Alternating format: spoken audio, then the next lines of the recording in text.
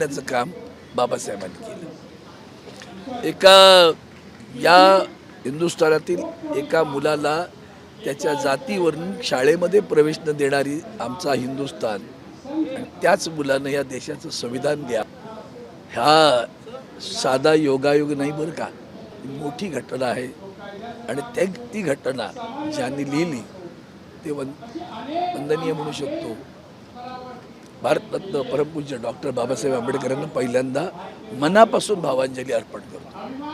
फक्त एकच खेद होतो, बाबासाहेब तुमच्या संविधानाची रोज खिल्ली उडवली जाते बरं का।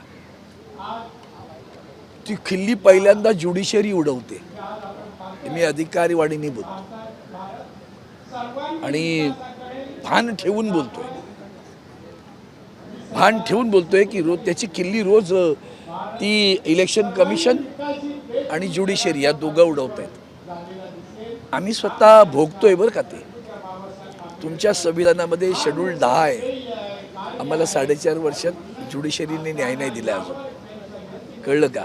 आणि म्हणून आम्हाला असं वाटत होतं, आम्ही लोकसभेची निवडणूक जेव्हा लढवलो, राज्यकर्ते ज्या वंचितांसाठी आपण लढलात, त्या जातीच्या भिंती अशा काही दणकट उभ्या करून ठेवल्यात त्यांनी आता की एकमेकाच्या विरुद्ध जातीमध्ये वाद। आपला महाराष्ट्र तर त्याला इतका रसाताला नेलाय की त्याच्या जातीचे वाद सुरू करून टाकले।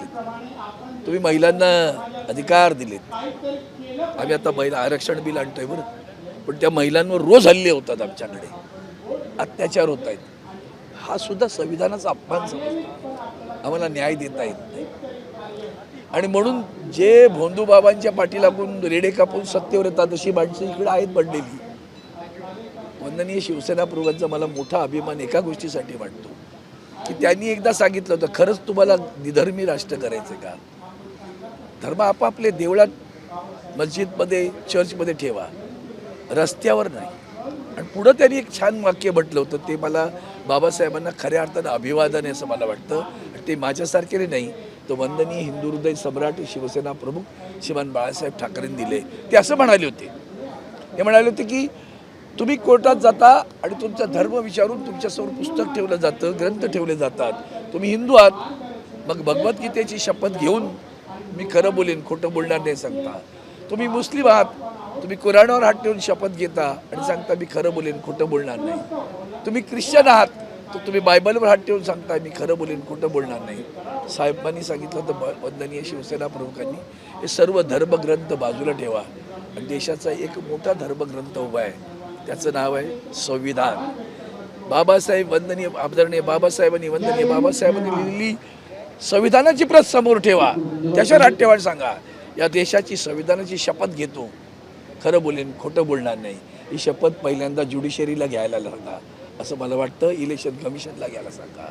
ईडी तर नंतरची सगळी खिळीपिळी आहे, पण हे दोन जर न्यायिक भूमिकेने वागले ना तर ह्यांची हिंमत होणार नाही खालच्यांची वागण्याची। राज्यकर्ते तर तुम्ही सांगण्याचं देश विभजन का विचारावर आहे सध्या, विभजनाच्या भिंतीवर। रेव पार्टी ठेवण्यात आली होती आणि त्यामध्ये ड्रग्सचा प्रकार समोर आलेला आहे, ज्यामध्ये विद्यार्थ्यांचा मृत्यू। बापरे, भयानक आहे। बघा आता मी जातीपातीवर महिलांच्या अत्याचारावर बोललो, कायदा सुव्यवस्था कुठे गेली ते बघा। तुम्ही काही करा, बलात्कार करा, तुम्ही भ्रष्टाचार करा, तुम्ही काय अनाचार करा, आमच्या पक्षात या, तुम्हाला संरक्षण ते आता इथे आलेत त्यांचे, माझा सागरला माझा बाप बसतो सांगणारे, वाह्यात बोला, विभजनकारी विचार मांडा, आमचं कोणी वाकडं करणार नाही।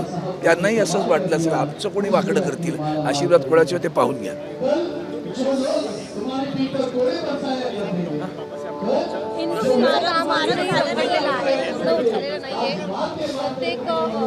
असं आहे, पुन्हा मी असं म्हणालो किती अभिमानाची गोष्ट आहे।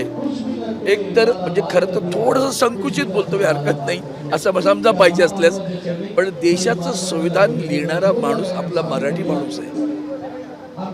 त्या मराठी माणसाने लिहिले बरं, शिवसेना प्रमुखांनी जात नाही मानली, पात नाही मानली, त्या मराठी माणसाचं स्मारक, त्या भारतरत्नाचं स्मारक करायला विलंब लागतो। शिवछत्रपतीचं स्मारक तर पाण्यातच जाऊन गेल्यासारखं वाटतंय। या दोन्हीबद्दल राज्यकर्ते किती जबाबदारी याचा विचार करा।